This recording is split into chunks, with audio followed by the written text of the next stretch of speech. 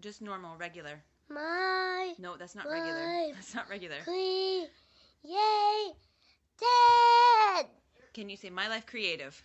My Life Creative.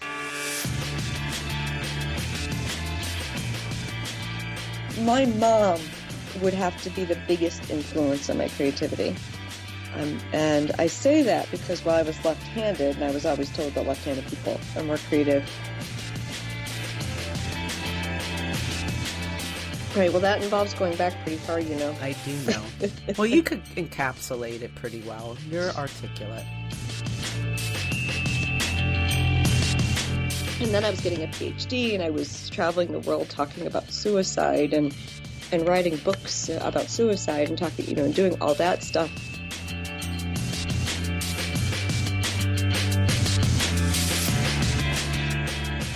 And welcome to My Life Creative. I'm Richard Zombek. I'm here with my wife and my partner, Pamela Joy.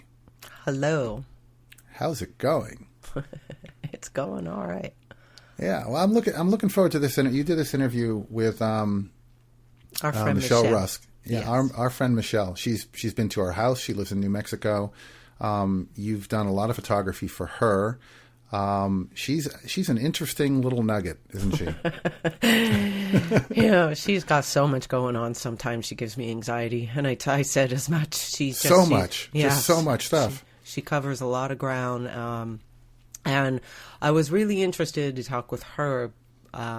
She's not a photographer, right? She creates in a lot of different mediums and formats, predominantly writing. But I just feel that we've watched her really explore and try a lot of different things. She's always kept up with the writing and has always kept up with the blogging and the social media. She's one of the most disciplined people I know when it comes to that. And it doesn't, she still does all these other things. It doesn't make her crazy. Her approach to it is very nonchalant. But this past year, in really watching things come together for her brand, Shell Summer, it's just like the meeting of everything that I don't know how to describe it, but it's really I feel like we've watched somebody go down a path and really throw themselves hard into every place it took them, and to be coming out the other side and really seeing where all of that sort of blossomed. So she took us from the beginning all the way to where she is now. It's a beautiful story. She's a very layered, interesting person, and I think from DNA on up. Yes, there's so much here that I think will be appealing to a lot of different kinds of viewers, listeners, not just people who photograph or people who make art, because she's so dimensional in so many areas, cooking and writing and home and just her lifestyle. It's crazy. Right, and her creativity stems from a lot of different areas. And what I've always found very interesting and inspirational about Michelle is that she's super resilient, right? She's not one of these people who, something goes wrong and she just goes, F it. She keeps reinventing herself and redoing stuff, and she just does it because she feels like it, which I find just in my own life to be just an impossible task. Yeah, she makes being grown up be very fun in a very creative, interesting way. Yeah, well, and I also want to remind everyone that you can find all the information on all of our different guests on My Life Creative. I sometimes forget to mention that, but we do have show notes and links to their websites and their work and everything like that you can go check out yourself. So, without further ado, let's listen to the interview with Michelle Rusk. Sounds good. I'm more interested in, especially with you and your story, and how I've watched the whole thing unfold from when I knew you, and I know there was a whole part even before I knew you, but I feel that from the point I've known you, I've been watching you sort of go through a long creative process that has finally borne its fruit, if you will. So I thought what would be good is to kind of go back to where you began from school and writing and where you started out, and then where things sort of led to the point that I met you. Right, well, that involves going back pretty far, I do know. Well, you could encapsulate it pretty well. You're articulate. Well, then just tell me when to start. Go. Okay. You know, I won't say my mom would have to be the biggest influence on my creativity. And I say that because while I was left-handed, and I was always told that left-handed people are more creative, my mom always made sure that we had crayons and we had paper. My grandfather was a doctor, and we had piles of paper pads from drug companies. And my other grandfather worked for the University of Chicago Press in binding or printing. And I didn't know it at the time, but we have, and I still have some of these. They're book jackets that just pieces, and we just had stacks and stacks of paper. My dad was a project engineer, and we have all these rulers that are from companies. I don't have one in front of me, but it's they're people that help create things to put us on the moon. So we always had things around us, and every Christmas we'd get crayons and markers, and we had this. My sister has it now. We had this huge bag of crayons because all the leftover crayons would get thrown in there because you always got a new box for school in the new year, and then they're the old ones. So we always had that around. So there was always a lot of drawing. But the other thing was that and this is in my stuff somewhere, I believe we were in Texas for a vacation. This is like 1977. I was in first grade, and I think it's the Holiday Inn Stationery from Brownsville where we were staying, and it was a little story that maybe I was younger, but I couldn't quite write it all yet. I had drawn some pictures, and I think my mom wrote the little story. So I was also encouraged to make little books, of which I did. And so I knew when I was 6 years old, I wanted to be a writer, and I wanted to write books, and I wanted to write fiction books. It wasn't something I wanted to write nonfiction. I knew that. And then I hit fourth grade, and this has all continued. I had a really good teacher in third grade who then went on to be moved up to the fourth grade teacher. She was very instrumental in my writing and just always very encouraging. And we had this thing called Author of the Month, and they would like make your book. They would bind it and put it in the library, and my book was called Lost. And they would type it out, and then you would do the pictures. And it was about this turtle who didn't really want to be around her little sister, which I had one of those. So I'm sure it was more biographical than I would admit at the time. And when I got to sixth grade, and I was reading something the other day that our memories are like flash bulbs and that we don't necessarily remember things as they really are. So I don't know if this is just how I remember it. Somewhere around sixth grade, someone said, that's great, you want to be a writer, but you are going to have to support yourself. And that was when journalism was introduced to me. And I joined the school paper, and just totally took off for me. And when I got to high school, and I took all the art classes in junior high, I took every art class that was offered. And let me back up about the sewing, is that my mom taught me how to sew on one of my grandmother's sewing machines that my mom had, and then my younger sister and I would make Barbie clothes, and she even remember mom gave us her bridesmaids dresses, and we cut them apart and made them into different dresses and did all sorts of things. But the interesting thing also about junior high is that I did not get to take sewing because they put me in the construction class, and which was not where I wanted to be, and I was one of two girls, and the other girl moved away, and so and then I got to high school, and I got really into running and writing, and I didn't take any art classes in high school. Never took an art class again, except at my freshman year of college. When I was at a small school in Chicago, I took some sort of art appreciation thing, but I never took another sort of creative art class. I took a lot of writing classes. And when I went to college, where I was going to get a degree in journalism, because I was going to get this degree in journalism, I was going to become a writer. But I knew that, I had to support myself somehow, so I had this journalism career. And I went my sophomore year to Ball State because I didn't go there my freshman year. And to this day, if you ask the woman who taught the creative writing classes, she will tell you that I showed up in her office before school started, or when school started, said, "Please, I want to be in your class. Here's my manuscript."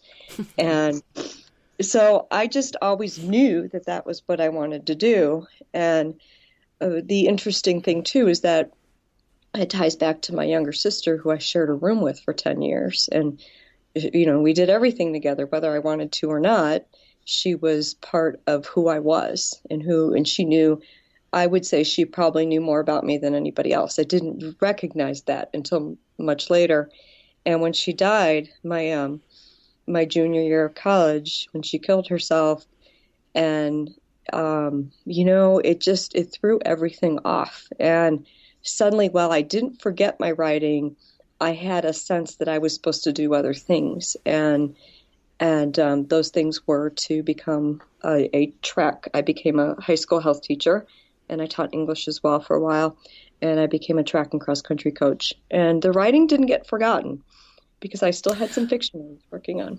But wait a second. So I thought that at that point you became more of a grief counselor. You didn't do Well, that. I never did clinical work, and I don't have a clinical degree. And so what happened, I was a junior, so I finished the magazine journalism degree, and I moved here to New Mexico, and I got a master's degree in health education to teach, and a teaching license. Okay. And yeah, everybody thinks that I have done clinical work, and I've never done clinical work. I've done research, and I didn't want to do. I never had. Well, let me say, I thought I'd do clinical work for like a year. That there was a point, like in 7th grade, where like, oh, I'll become a counselor, kind of thing. But no, I never had an interest in that, and so. So you were kind of going along because you're like for people who don't know you and everything that you just said, you get an impression that life was a lovely whirl of writing and drawing and painting and sewing, and like you as a little kid didn't sit still. You just continue to do a lot of different things, and you would maybe work on something over here and then go over here and then go over here, and writing sort of tied everything together. And then you get this news, which is traumatic. You went through, I'm sure, a very, I know what that feels like to have life kind of shift, and like the ground comes out from under you and you don't know where you are and where your standing is, and everything does change after that. So from that, your trajectory shifted. Right. And did you still like create during that time? Was it primarily running and health education and teaching? Did you paint at all? Did you bake? Did you Well, what's interesting is there are a lot of things that I think I've forgotten that I did. Like and it's because people sometimes will bring these things up.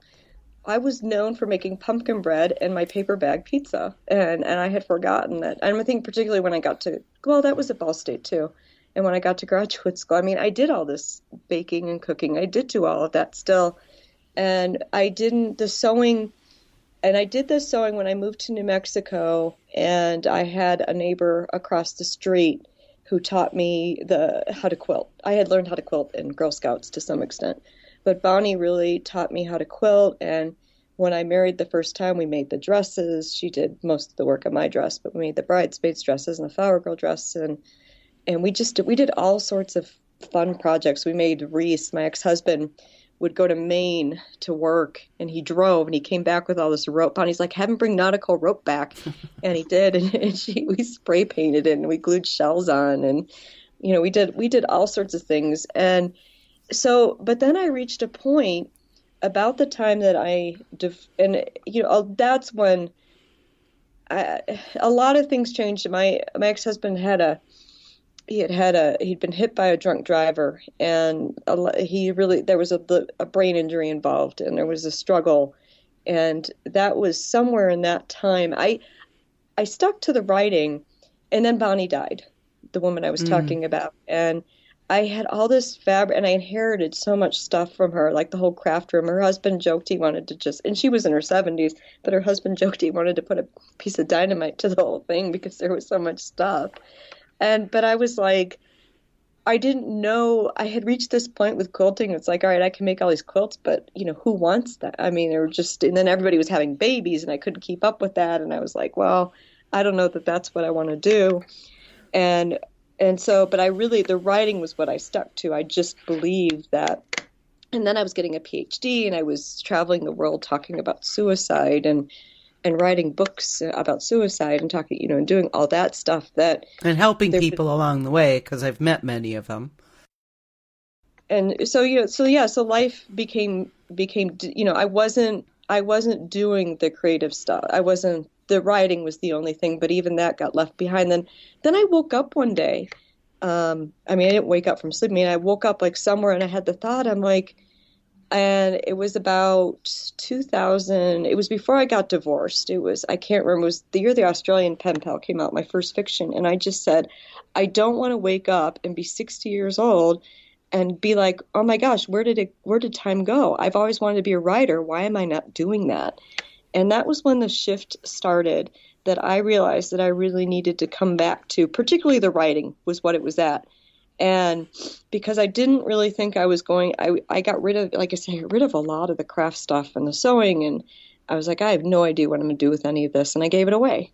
And including some of the things I gave away, and my mom and I gave away, she had saved fabrics and some clothes, and which I'm really sorry for, because but at the time I didn't know what to do with it. Mm-hmm. Now I know what to do with it. And so in my mind now it's about recreating some of those things, which maybe that's what it was supposed to be. And when my dad died, I had stuff from him that I eventually got rid of. I didn't know what to do with some of his clothes that now I'm sorry. And so it was, the shift began. And then when the divorce came, then again, it was the writing. And I think what I can see now, and I was thinking about this over the last few days, is I've gotten really good at taking time to write 5 days a week, and to take that time. Now, I haven't done it today because I had a doctor's appointment at 9 o'clock this morning. Had to be, and it was at the hospital where the office is, and it was one of those things where you're going to get lost. You have to leave really early, and because they'd moved offices, and so I didn't get to write yet today. But after we're done here, this is like the last thing I have on my schedule that I'm going to go write. But I try to put it in first thing in the morning before the day. Same with my running. I mean, I try to put these things in first thing in the morning, because if the day gets away from me, that's it. Do it. Exactly. And well, why don't you tell people what your day looks like? Because I've experienced it, and it's rather remarkable. So why don't you describe your typical day? What does Michelle's day look like?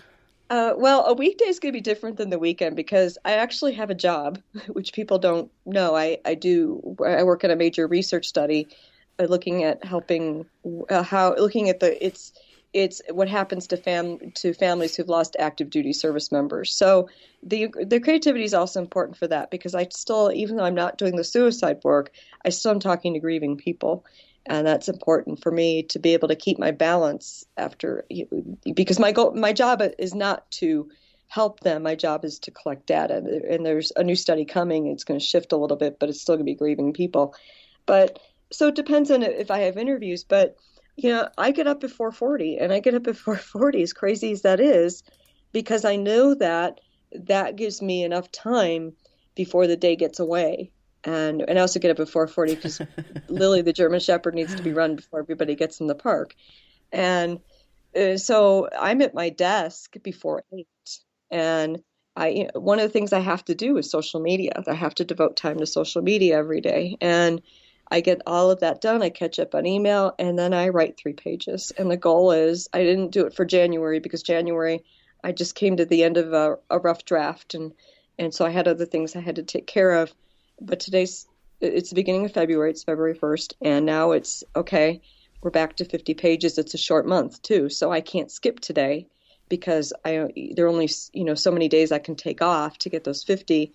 So I get the 3 pages in, and, a variety of other things. I do have a 5-minute prayer. That's important. I blog. I'm down to blogging once a week. I decided that I needed to focus more on the fiction, and rather than blogging so much.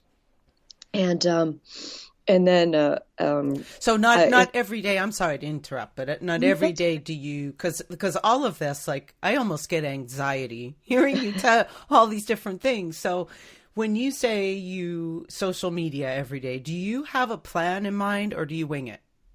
No, I don't wing it. I typically have a plan in mind, and it's a real struggle to me to decide what is worth posting and what's not. And, I don't, or let me back up and say, I think things have changed. And it's, I can do really well on Instagram. I do horribly on Facebook, or the other way around. I have the most followers on Twitter, but I don't know that many people see things on Twitter. And My blogs, I don't do enough on Pinterest. My blogs are the only thing going there right now, and but I typically have a plan in place because it's just easier that way. Then that means less time to think in the morning about what I'm going to do so that I can move on to the next thing. And I've kind of got to the point where I try to take one day off a week from it. But I have separate pages on Facebook too. I have a Shell Summer page. I have my writer page. I have my personal page. And so I have Chef Shell page. Yeah, see, anxiety here, anxiety. Yeah. It's a lot. Yeah. I don't know how you keep up with it all, other than to say, I've seen it firsthand, and you're very disciplined with your time. You are one of those people who can slot, I'm going to do this now, and you actually do it. Whether you feel like it or not, whether it's rolling or not, you do it anyway. And I think it's been a long time now that you've been doing that. It just sort of comes out. You trust, maybe, I don't want to put words in your mouth, but I struggle with, and I know a lot of people do, with time. And we've talked about it. I'm a great waster of time. I do not seize the moment. I kind of fall into, that word sloth sort of fits me really well some days. It's easy to do. But you are up at very early. You run your dogs. You do a little cleaning. You have your smoothie. You do your writing. You do your errands if you have any. I know you have certain days you do errands, and then if you're... And I go to state sales. Yep. And you do... See, when do you... all these different things. So taking this... So your social media and your kind of whole business planning, do you like sort that out the beginning of each month so that you have kind of a general theme and what you're going to write on each week? Or do you plan that out a year in advance? Or do you do it a week at a time? Oh, it's probably a week at a time. And a lot of that, because it depends on what's going on. It depends on what's going on in terms of like the time of year. Obviously, Christmas is, I already have to start thinking about Christmas now, though, for next year in terms of business stuff. But it's, what I'm going to write about is typically a week in advance. I wrote the other day, I actually didn't think I wrote a very good blog entry, and I did actually got feedback from LinkedIn. Somebody sent me a note, and that's when my husband asked me, when do you ever go to LinkedIn? And I said, only to post my blog. So and even the blog posts, I kind of have them in mind, but the social media posts, Instagram, Facebook, I don't always know. And then I kind of debate and I see how things did. And then I'm like, well, maybe I don't want to post tomorrow. And, because things are not looking so good. And I posted an Instagram late today because I was trying to find my way around a hospital. And, so it just depends on things. But I try to have and then my schedule, I know that I have a lot of interviews next week for the study. And so it's kind of squeezing things in. But the other side is we're having a Shell Summer party in Chicago in a few weeks, and I'm trying to be ready for that. And I think that there's a couple things. One, the hardest thing for me is things don't move as quickly as I'd like them to move. And I get stuck. Like I was stuck on the serger for a half hour yesterday. I'm still learning it and threading it. And I finally think I figured out what I was doing wrong. And so I think it'll go much quicker next time. But I have to switch it between the two types of stitches that I use. And so that can be time consuming. But what people don't know typically about me, and I had this discussion with Greg the other day, because I do a lot of stuff on weekends. I'll rest if I need to, but because he's like, you do more in a day than the majority of people. And I said, I don't get to be creative full time. And I remember once I heard Cyndi Lauper talk about writing songs while she was ironing, because she didn't have the, girls just want to have fun, all that had not taken off. And what I realized at that point was I think of so many people like, oh, I'm just going to spend I'm going to become a writer and I'm going to sit down and write. But what they don't realize is you have a life, you have responsibilities. And what you have to do is be like, I'm going to put the writing or the creating into the open spaces. And so that's what I have done, is that I still have all these other responsibilities, but I make sure every day that I spend some time on doing the things that are important to me. And the other reason I do that is because when, I've lost my sister, and I lost my sister's coming up on 24 years. I lost my dad 11 years ago, and I think it's 11, or yeah, it's 11, and it's coming up on 4, Wow. no, 3 for my mom, and I just keep coming back to and like I said in the very beginning, was my mom really supporting the creative. And she had all these sorts of creative things. She'll tell you she wasn't a creative person, but she would always be. My mom had stacks of magazines of ideas and things that she wanted to do, and I just think of that, and it's like, okay, what did my mom want most for me? And when my grandmother died, her mother, and I was a senior at Ball State. It was it's 7 months after my sister died. There was a sum of money that was found, and so each of the 3 sisters got some. And my mom then took it by 3. There were 3 of us left, and my older siblings got money for down payments toward homes. And I was a senior in college, and she said, I want to buy you a laptop and a printer. And that was so that I could write. And that's how I got my first Mac laptop. So I think of my mom, and who did my mom want? It wasn't that my mom wanted this for me. She wanted to help me be who I wanted to be. And so to me, that's one of the things that keeps me going. And, I can't do this full time. I don't make the money. I don't, contrary to what a lot of people believe, it doesn't pay my bills. I have a job that pays my bills. And I just keep working at it, hoping that the day will come that I'll be able to do this and be able to pay my bills and more. Well, I think what's been really remarkable is I met you around the time that you were shifting into wanting to get away from writing about surviving or living after suicide, right? And working with people who had suicide, and then looking at how people just live a fuller life. So you were expanding into life coaching and all the activities that you do, which you do everything. You play tennis, you play golf, but what always struck me is you do things for the enjoyment of doing, not to become an expert, not to become the best, not to compete, just to have fun and spend a little time with somebody or spend some time outside. Like all these things that really do give me anxiety, how you do all the things that you do. It's like it's like a Passover in a way that is light and enjoyable, and it strips out all the things, all the drudgery. Oh, I have to go practice today. Oh, I have to go do this. It's not like that. You may go play tennis, 10 times a summer or whatever. It's not something you have to do every single week, but you make a point of doing it and you enjoy it and you have a good time. Well, the reason I don't do these things to be competitive or to be the best, because I'm terrible at most of them. Yes, but you have a pink golf bag. Well, I'm really bad, and I had hurt my shoulder I think it's been 2 years now. I have not played tennis in a while, though I'd like to. And the golf, the hardest thing is there's not the one thing, and I'm 45, is the realization that there's not enough time to do everything. And that's one of the things that I struggle with. And it's like, okay, but you have to make, like, I try in the evenings, having been married before, and it didn't work, sadly. I mean, I say that in a sense that, I don't say that in a sense because I'm very happy with what I have. Obviously, it worked out.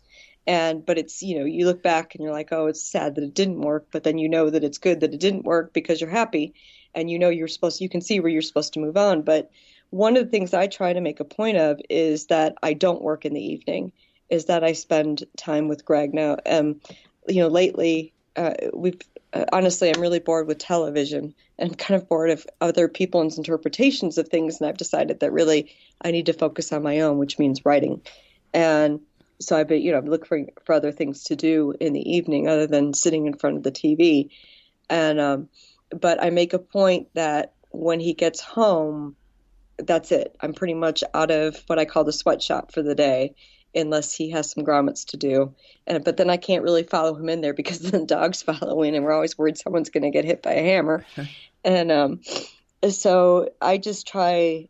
And then, we have things we do together on weekends. And And I just try to make sure that the time with him doesn't get lost in this. And I don't have kids, and that's part of the reason that I don't have children, is because I see where you can't have it all. I don't care what anyone says, something has to give. And I've made the choice that it's better for me to focus on the creativity, on the writing and all these, the sewing and all these other things, and birthing projects, birthing books. I have a joke with the priest I do spiritual direction with at the monastery here. He's like, "So how many months along are you now with the latest book?" And I just found that works better for me. And you have to pick and choose what's most important to you.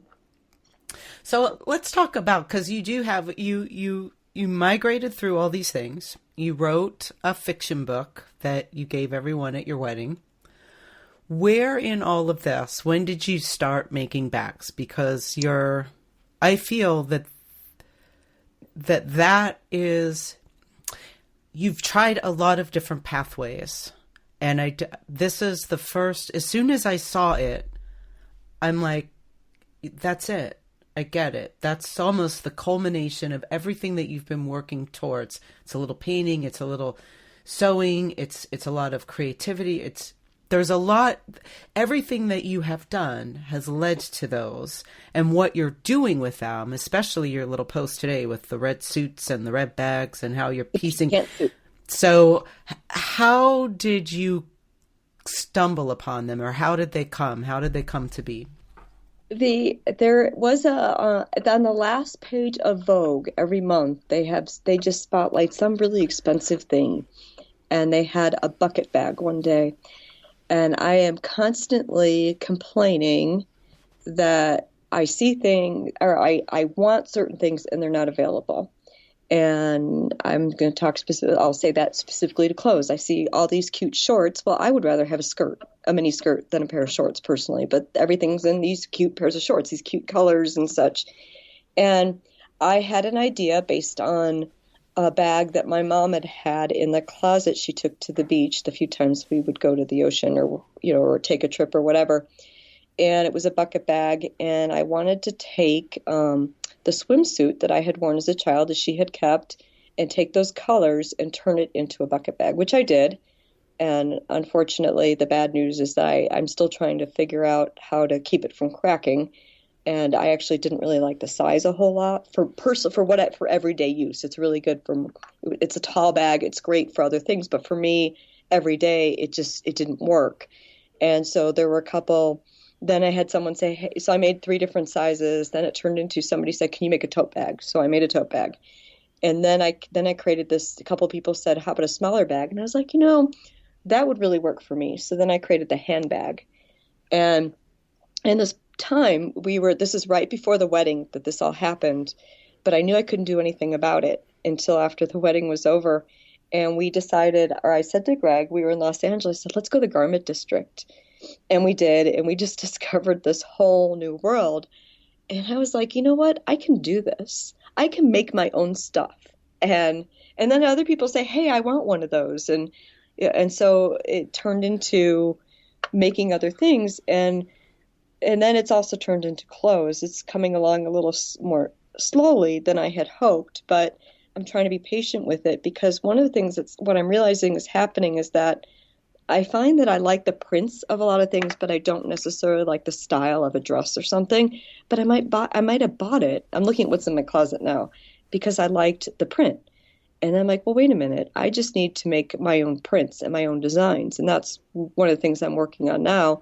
But at the same time, because I can't necessarily do that, is I'm also perfecting the sewing aspect, which I won't be doing the sewing forever. So I'll have to eventually source that out. But for now, I had somebody I know wanted to be a fashion designer, and she told me that she had a tailor in fashion school who just said, "You have to learn to sew." And she goes, "Why do I have to learn to sew? Because I'm going to just be designing." You have to learn how to sew. You have to know how things work, because a lot of clothes don't work. Mm-hmm. And that's because they don't work because people don't get that they don't work for, body shape.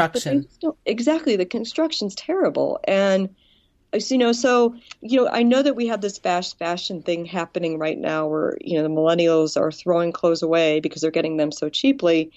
but I think it'll switch. I think it's going to come back around. But the other thing is, I think most people would rather have quality clothes of something they really like. And I want it to be things that you'll hang on to forever, like my mom did with the several dresses that she did keep. And that even, that are classic, but, you may never wear again. But like when I go to these estate sales and I pick these dresses out, I love knowing that these women kept these dresses in their closets from the 1960s. Yeah. That's the best thing. And that's where the pink pantsuit came from. This woman had pantsuits like you wouldn't believe.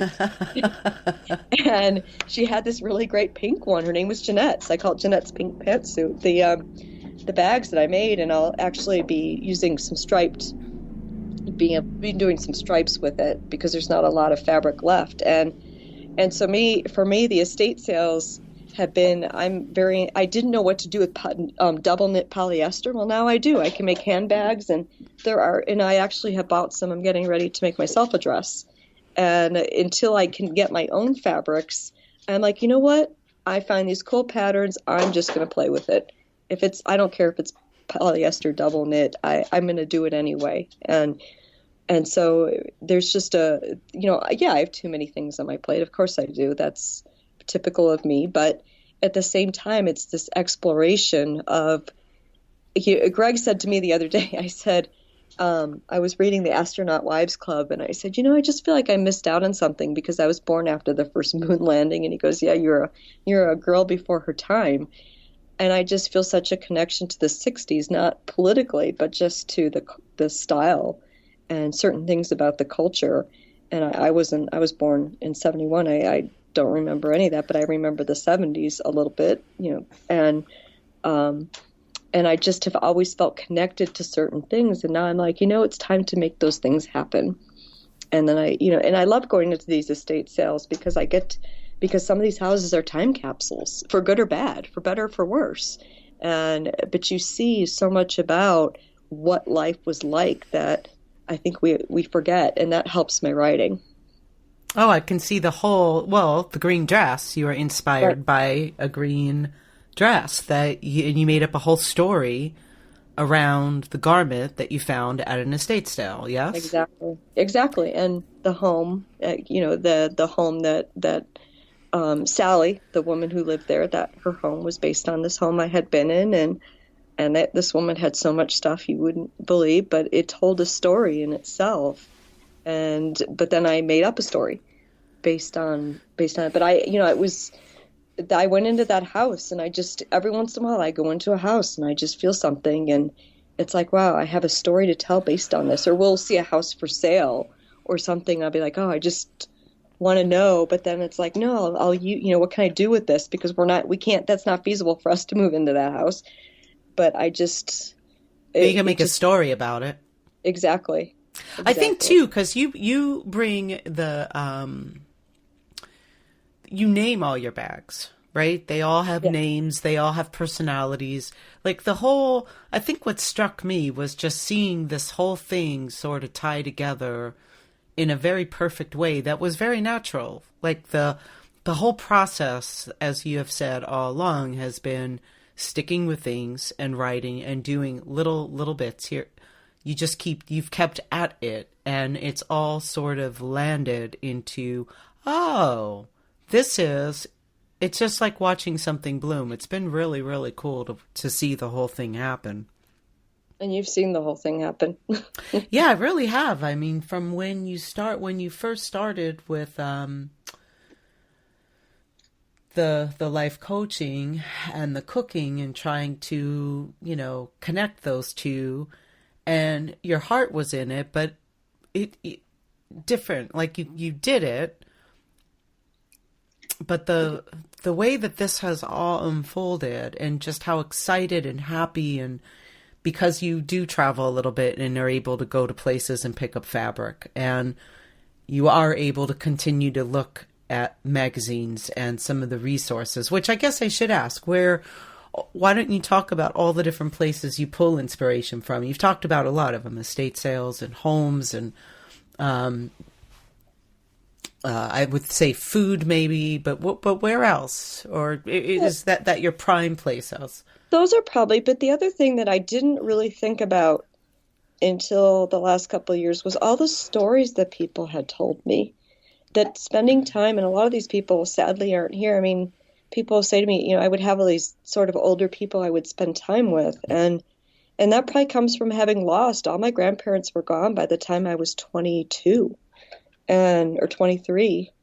And, so I've just always, everybody has a story to tell. And I read the obituaries, not every day, but I read the obituaries of the Albuquerque Journal because I look at the stories that people have. And then I go into these houses and, a lot of people came here from other places. They came here after the war, after the bomb was built, and they built a life in this place that was very different than the East, or Midwest, where they were from, but they had the sunshine. And so, not just people here, but people in all walks of life, and having been all over the world and spent time with people and in their lives. And I've always stayed with people and people I didn't know. I would go stay with people for talks, and I'd be staying with someone, like I said, I stayed with my pen pals that I had never met before in Luxembourg, Sweden, and Norway, and there was inspiration in that, going to Sweden and seeing the fabrics. And at that time, it was 2005, and my friend said, the fabric stores are closing because people aren't doing this anymore. But they had such cool stuff. They had stuff you see at IKEA. And so those, and the other thing is I'll just, I'll peruse Etsy or eBay. The vintage patterns are inspiring. And that's been one of my struggles, is that in terms of, like I said, I don't want to watch television because I realize that if I'm not watching something that's authentically from the 60s or 70s, that's somebody's interpretation of what it was like. And I don't want that. I want to know firsthand what it was like. And so that's the other thing. I spend time looking at the newspapers, the Albuquerque Journal, they actually don't have physical copies. You have to get it online, which is a little bit of it's good. You can do it at home, but it just takes a long time to load. And Greg and I have gone down to the library, the Special Collections Library, and they have this fashion, it's called the Shopper Guide that the librarian pulled for me. And they're like 1958 to 62. And they would get this in the mail once a month, and they would feature a home. And then there were a couple of hotels would say, oh, we're doing this month. We're featuring this. And just a really interesting take on, they had a lot of home decorating stuff. And so, and there was actually a house not too far from us that was up for sale. And the original house is in there. And it's interesting because the house has been completely, they've taken out, because everybody had walls in those days, and they've made a very open floor plan. And just to see the photos of what it was like then. And so there are a lot of different places that I think that I pull it from. And you never know when you're going, and I continue to look. I try not to shop so much anymore because I have a closet full of dresses that now I'm like, oh, I'm gonna make my own stuff. But there, you never know what you're going to see that may inspire in some way. But I probably get more inspired by the older stuff now than seeing anything new. And I just love to see the colors and you never know what pile of fabric. It's always a surprise. Mm-hmm. Very much so.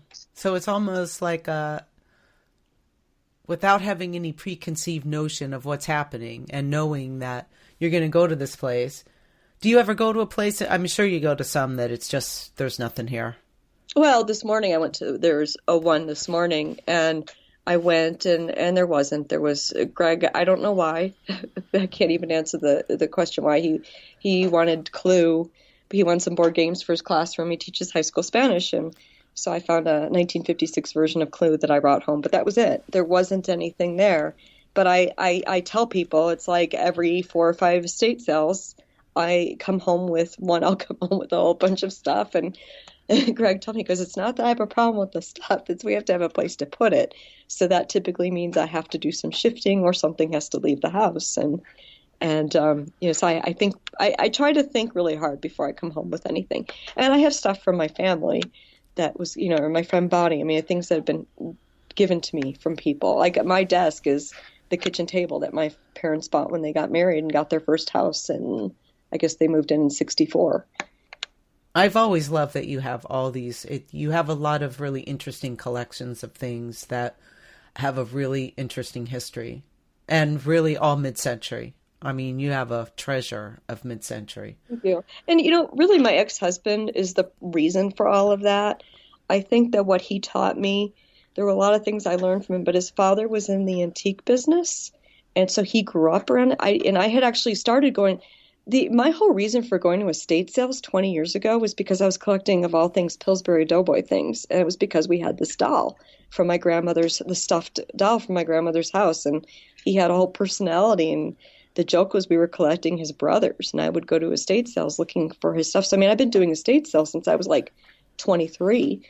And I stopped doing that. But with my ex-husband, he would buy things. And I'd introduced him to eBay when eBay started, and so he started buying things to sell on eBay, and so it took a while. It was interesting. We had bought this house, and the walls were white, and we kept the walls white, and it took a couple of years for me to start to see how, and I learned a lot from Bonnie too about this, how to make color work on the walls. And my mom had always had color. We always had colored walls, but it took me a while. And a friend of mine once said to me a long time ago, she said, I can't believe how patient you are to collect the perfect furniture for your house. And it really has been that, it took a while to get things, there's still things I'm looking for. My dining room table definitely, it barely has room for 6. I'm looking for a bigger table, but just to be patient that eventually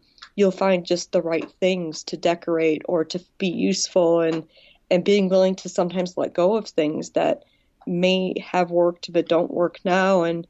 But that was, and I have a lot of things I've gotten rid of over the years. Some I'm glad, some I'm sorry. But I had moved twice across the country in a year and a half, and I had to get rid of things. And so I do think that I don't feel like I'm a hoarder kind of person. I think my house is still pretty, Veronica could come in and clean it pretty easily. She's not dusting all day long because I don't have that much stuff, but I try to make it look so that there's just enough. And the other thing that Greg's style is very different than me, but his family, because his grandfather was Secretary of State, was Dean Rusk, that, we have interesting objects from that. And so to be able to incorporate those into my house to bring his family history in as well has been it's really neat to be able to do that. And I don't know, I think my mom was it's really my mom. She like my older sister said, she did the best she could for the money that she had. And she didn't have, my mom was not an estate sale, garage sale person. She didn't do any of that where people say, oh, my parents, always, like my ex-husband was raised doing that. I wasn't raised we had them. We didn't go to them. We didn't ever buy anything. We had them to sell things. And so I think that a lot of, I see my mom I was allowed to move furniture around in my bedroom, my sister's room, and redo, put new things on the walls and to do those things that probably gave me a jump start for later. But then it took a lot of time after I was married the first time to really get a sense of what my style was. And then I was very lucky that I have a lot of furniture we have this couch and these 2 chairs that were in the basement growing up.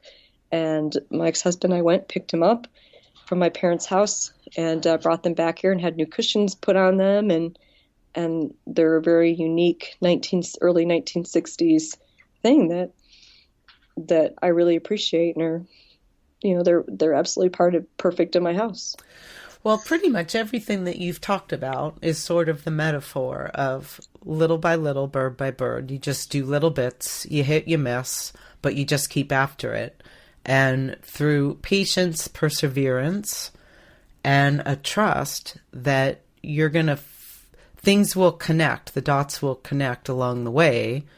That's what's happened. And it's been you've been at this a very long time.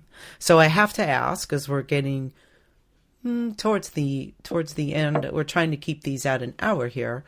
How have you dealt with setbacks and frustrations and disappointments? Or do you have those, or competition or jealousy, or how do you deal with some of the negatives that are human things to feel and experience? How have you if you've dealt with that, or if you've encountered them, how do you deal with them and move through them or past them or whatever? Yeah, I think a lot of the reason I had the discipline to move forward, I learned a lot of things from competitive running in junior high and high school, goal setting and how to deal with when something happens or you get injured or whatever it is. And so I think that's been hugely beneficial. I believe that the lessons that taught me to move forward after my sister's death came from running. And, one interesting thing that happened was that back in 2005, we had put the pool in the year before, and Trading Spaces, that TV show, came to town. They were interviewing people. And we got together with our neighbors who we spent a lot of time with. This is my first marriage, and we were going to try out. And so James, the guy next door who did construction, and he made this cake. And actually recently opened a restaurant because that's really what he wanted to do. And but he made this really cool cake. The cake broke in half on the way up there. We hit a bump, and and we didn't move past the first stage because we weren't obnoxious enough. Ultimately, what I think is happening. And I was so mad because I just felt like we had so much to offer, and and we didn't get picked. I think in the long run, it's okay. I don't think about I don't have the respect for that show that I did at that time, but I got so mad that I said, all right, we have to do some remodeling. We have to do something. So this was like January, and we the first thing we did was the guest room. We had one at the time. You've been in my house, and this is before it was added on. So there were only 3 bedrooms, and one was my office. There was the master bedroom. There was a third room. And that was what we did. We painted that room turquoise, and, I got some new bedding, and, and I probably made some pillows. I don't even remember now. And then I decided that wasn't enough. And that's when we decided, this is March, like 2 months later, we decided to do the big addition on the house, which then turned into, we tore down an indoor patio. We added on a room. We added on upstairs a master suite. Got a whole new house out of the deal. Yeah, pretty much the whole house. And then during the process, I said, we can't do this without redoing the kitchen because the kitchen's going to look terrible. So the kitchen got redone. And so I always believe that somewhere in the awful things that happen, and I'm continually faced with loss in my life, the continued deaths of people that I care about, because I can't bring them back. I can't change things, but there's always some sort of opportunity. So when I have a bad day, and they're there, it's rough because it's, you're trying to keep yourself motivated. You're trying to keep yourself in a bubble, and you're not affected by the stupid things that people do and say and you see, and the things that happen, or the things you miss out on. But I just try to be like, okay, for better, for worse, what's on the list today, or what can I do that's going to make me feel good? And I was faced with that Saturday. I felt, I really was feeling a little overwhelmed of, oh my gosh, I have so much to do because I've got this party coming up and I'm nowhere I near want to be with this swimwear. And I was cutting some bags, and we went to church. We went to mass, and I was like, what should I do? I just had a really bad feeling. And by the time we left, I was like, okay, what 2 things do I really want to do tomorrow? And I made those pink bags, the Jeanette's pink pantsuit. And then I'm working on a stuffed doll of Our Lady of Guadalupe, which has been a whole nother spiritual thing that I'm working on this year. And I got the bags finished. I didn't finish the doll. And that was simply because, well, right now her shoulders are a little too big, but Greg says that's probably because she's carrying the weight of the world on them, so it's okay. And she's not finished, and she's partially stuffed right now. But I was one of those things where sometimes it's letting it go and just saying, or when things that people do, or when I know people have accomplished more than me, and I get pissed off because I'm like, well, I've been at this longer and I've done so much more. And I'm just like, okay, I have to let it go. Help me to let it go and just focus on what I can do, because that's all I can do. I have to let so much go. Or when somebody does something stupid or says something stupid, when I'm out running the dogs and I deal with people who aren't so bright, and it's helped me to let it go and just focus on me. And I think I learned that from running, because running was really like, okay, it's you and the clock. You can't worry about where everybody else is. Well, I think that's a great place to end. This has been another episode of My Life Creative with Richard Zombeck and Pamela Joy. You can find us online at MyLifeCreative.com, where you'll find more information about us, our guests, and while you're there, please consider supporting the show to help us produce more content like this. Oh yeah, can you feel it? Just over the credits, just riffing now. Words and chords. Not the poetry and the real thing, but not bad for an ad-lib. Not good, but...